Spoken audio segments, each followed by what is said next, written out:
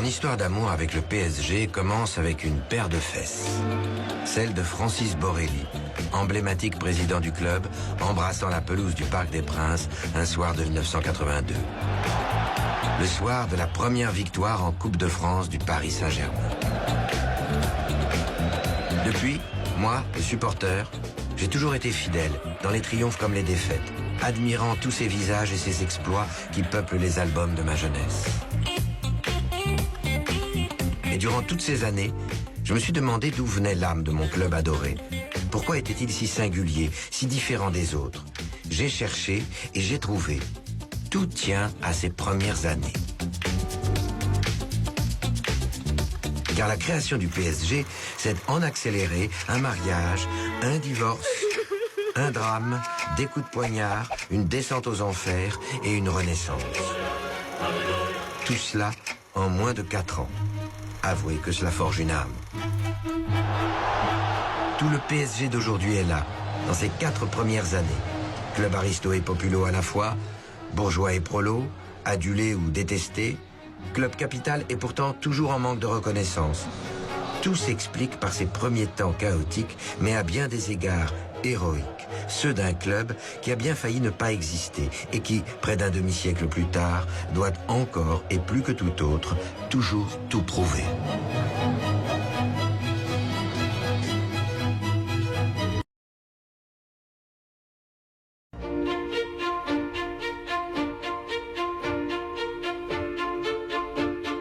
La création du PSG, c'est d'abord une décision politique.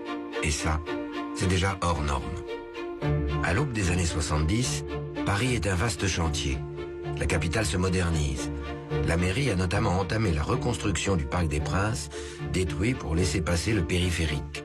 Son ambition, faire du nouveau stade l'un des plus modernes d'Europe. Sa seule exigence, y voir jouer une grande équipe de football. Ce n'est pas si simple. La capitale n'a alors pas de club digne de ce nom. À l'époque, les équipes qui dominent le championnat sont en province, Marseille, Saint-Étienne. Pire, toutes les grandes villes d'Europe, Madrid, Milan, Londres, comptent chacune plusieurs équipes au plus haut niveau. Cette situation exaspère la Fédération française de football et en premier lieu son président, Jacques Georges. Nous estimons que la capitale de la France, qui est sans doute la seule en Europe à ne pas avoir de club professionnel, eh bien, il faut y remédier le plus rapidement possible. L'État, la mairie, la fédération tombent vite d'accord. La décision de créer ex nihilo un nouveau club de foot parisien est en 1969. À l'époque, Jacques Ferrand travaille au quotidien L'Équipe. Il est l'un des journalistes sportifs les plus influents du moment. Aujourd'hui, il a 96 ans et se souvient parfaitement de ce projet de grand club. C'est alors que se dessina dans quelques cerveaux inspirés le projet d'inventer un nouveau club qui ne s'appuierait pas prioritairement ni sur des installations, ni sur des richesses, ni même sur des dirigeants, mais sur une adhésion, sur une population, sur un élan. Un élan populaire. Le terme n'est pas anodin. La Fédération de football et la mairie de Paris ont en effet besoin de légitimer rapidement la décision politique qu'elles viennent de prendre. Il leur faut donner de la chair à ce qui n'est pour l'instant qu'un choix administratif. La FFF va avoir une idée audacieuse, en appeler directement au peuple en organisant un référendum. C'est la mode en 1969. Vous savez, cette consultation sera matérialisée par un petit bout de papier et qui portera 2 questions. Voulez-vous un club de football professionnel? Nous nous sommes permis de répondre et nous avons mis oui. Et une deuxième question, quel nom voulez-vous qu'il porte? Est-ce que vous êtes d'accord pour la création d'une grande équipe de football à Paris? Oui. Oui. Pourquoi? Bon, parce que ça manque, une ville comme Paris, ça manque une grande équipe de football. Vous en avez des grandes à Madrid, vous en avez des grandes en Allemagne, tout ça. Pour les rencontres à Paris, ce sera bien. Surtout quand il y aura le Parc des Princes qui sera refait. Oui, mais enfin, le football français est en si piteux état que je ne sais pas si ça servira à quelque chose. Enfin, j'ai l'impression qu'il faut remanier un petit peu tout ça. Bah, écoutez, je suis pas contente parce qu'ils ont démoli le Parc des Princes. Ah bon? Eh ben alors ça, je suis en rage. Moi, j'aime beaucoup le rugby, mais malheureusement, les Canberra-Béraud. Non, mais je vous parle. Le football. Oui, du football. Ben oui, moi, j'aime bien ce donne d'animation. Moi, j'aime bien ça. Lancé en février 1900. Désormais, il faut construire ce club.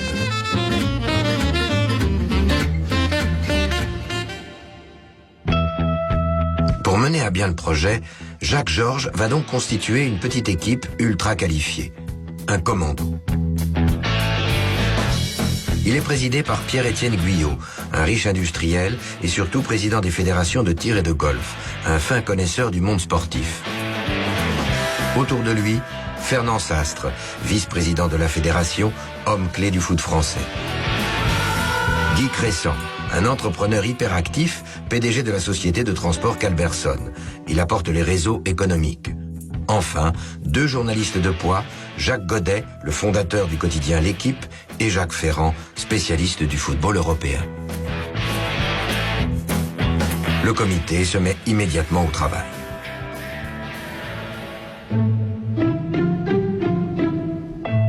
Dès leur première réunion, un souci apparaît. Même adoubé par les Parisiens, le nouveau club de football n'a pour l'instant aucune existence. Juste un nom. Vu ses ambitions, il lui faut davantage. Il lui faut une âme. Voilà ce que Pierre-Étienne Guyot et son comité cherchent à lui donner. Mais comment faire ? La solution va leur être soufflée lors d'un déjeuner, en avril 1969, par l'une des figures les plus emblématiques du football européen. Un invité exceptionnel que Jacques Ferrand, 47 ans plus tard, est encore ému de présenter. Santiago Bernabéu, président mythique du club devenu le premier du monde, le Real Madrid. Si Jacques Ferrand se tourne vers Santiago Bernabéu pour lui demander de l'aide, c'est parce qu'il sait que l'Espagnol ne peut rien lui refuser.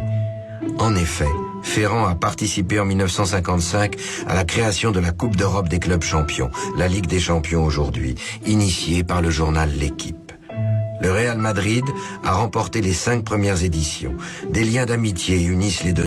Je revois encore cet homme massif, à la fois adorable et sévère, démonter pour nous le système espagnol des socios, qui, résumait-on, permettait à chacun des 100 000 propriétaires du Real de détenir un cheveu de Di Stefano. Il nous le donna en exemple, ce système, et conclut: ne comptez que sur vous et sur l'amour des Parisiens. Ils sont les seuls à pouvoir surmonter tous les obstacles qui ne manqueront pas de survenir. Commencez au plus bas, comme nous l'avons fait nous-mêmes au Real. Un jour, peut-être, nous retrouverons-nous face à face, tout en haut. Comment se pourrait-il, m'étais-je dit ce jour-là, que ce club, encore chimérique, mais adoubé par le Grand Real, ne parvienne pas un jour à exploser. L'idée est désormais actée. À l'image de ce qui se fait en Espagne, le nouveau club parisien va proposer à ses futurs supporters de devenir des socios, des associés, sorte d'actionnaires du club. C'est le moyen de créer rapidement un public fidèle et engagé. La cotisation est fixée à 25 francs, ce qui ferait 25 € aujourd'hui. Et c'est quelques mois plus tard, par un beau dimanche, que nous avons tous ensemble procédé au grand départ. Le grand départ, c'est une opération d'adhésion massive fixée le 1er février 1970. C'est surtout l'une des premières opérations de communication moderne jamais menées. Tout est minutieusement prévu, comme le montre ce document de l'époque. Des bulletins, bien sûr, mais aussi des vignettes, des points de rendez-vous. Tout, des camions de la société Calberson jusqu'au rouleau de scotch pour coller les affiches. Et évidemment, le comité a mobilisé ses soutiens dans les médias. les quotidiens L'Équipe et France Soir, mais surtout une grande radio, Europe numéro 1, comme l'on dit alors. La station a mis sur pied une matinée spéciale pour demander aux auditeurs de s'inscrire au Paris Football Club. Un événement animé par la vedette de l'époque, Pierre Bellemare.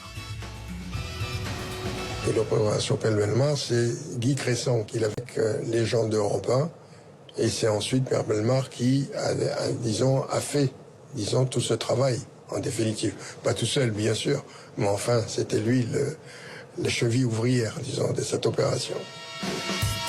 Pendant 4 heures, en studio, Pierre Bellemare, entouré de la direction du club, mais aussi de Roger Piantoni et Jacques Ferrand, donne de la voix pour inciter les Parisiens à s'associer. De nombreuses vedettes se prêtent également au jeu, à l'image de Mireille Mathieu, ou encore Eddie Mitchell, qui réalise même des interventions en direct. Bref, tout le monde s'y met.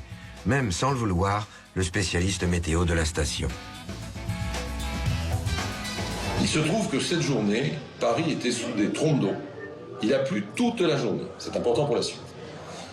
À 10h05, le technicien vient voir Pierre Bellemare dans la période de off et lui dit « c'est une catastrophe. La personne qui donne le bulletin météo toutes les heures a dit à 10h-5 à nos auditeurs « restez bien au chaud chez vous, il tombe des cordes dehors, restez bien au chaud chez vous ». Donc des instructions formelles ont été données à la personne en question qui tout d'un coup déclara à 11h-5 que la météo allait considérablement s'améliorer, ce qui n'était pas vrai, de manière à envoyer les futurs adhérents dehors. Voilà comment s'est passée cette matinée historique. À quoi tient le destin d'un club ?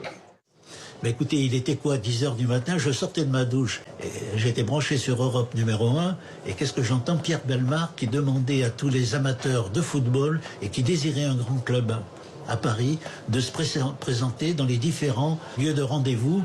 Pour moi, le 13e, c'était devant la mairie de mon arrondissement, où je me suis, dans la foulée, je suis parti évidemment, pris ma carte moyennant la somme de 25 francs. Michel Drucker, est-ce que Paris va enfin avoir son équipe professionnelle? Eh bien oui, mon cher Eugène Bollard, il semble que tous les Parisiens qui s'intéressent au football, et ils seront nombreux, aient répondu à l'appel qui leur avait été lancé la semaine dernière. Il fallait 10 000 associés au minimum pour que le Paris Football Club puisse démarrer sur des bases solides. Ce chiffre de 10 000 a été atteint ce soir et M. Guyot et Cressan sont très satisfaits, je crois. M. Guyot. En effet, depuis dimanche dernier, nous avons franchi une grande étape. Vous êtes 10 000 et les 10 000 que vous êtes, votre succès a dépassé nos espérances. Bien, alors à l'intention de ceux qui habitent la province, nos amis absents de Paris, et ceux de la grande banlieue que notre organisation imparfaite n'a pas pu toucher, trouveront demain dans l'équipe, dans France Soir, et après-demain dans France Football, oui, trouveront des bulletins. Mon éditorial du lendemain, intitulé « Naissance d'un club », commençait par ces mots: le Paris FC est d'ores et déjà le premier club de France. Les fondateurs du Paris Football Club viennent de réussir leur premier pari. Pourtant, ils ne vont avoir que peu de temps pour savourer leur succès. Une autre difficulté les attend, et elle est de taille. Guy Cressan, le vice-président du club, a un objectif ultra ambitieux en tête. Il veut que son équipe joue directement en première division. Or, pour évoluer dans l'élite du football, la règle est simple. Un club doit impérativement disposer d'un effectif complet, de plusieurs équipes de jeunes et d'un centre d'entraînement. Et pour l'instant, le PFC n'a rien de tout cela. Il n'a même pas un joueur. Une solution va alors s'imposer.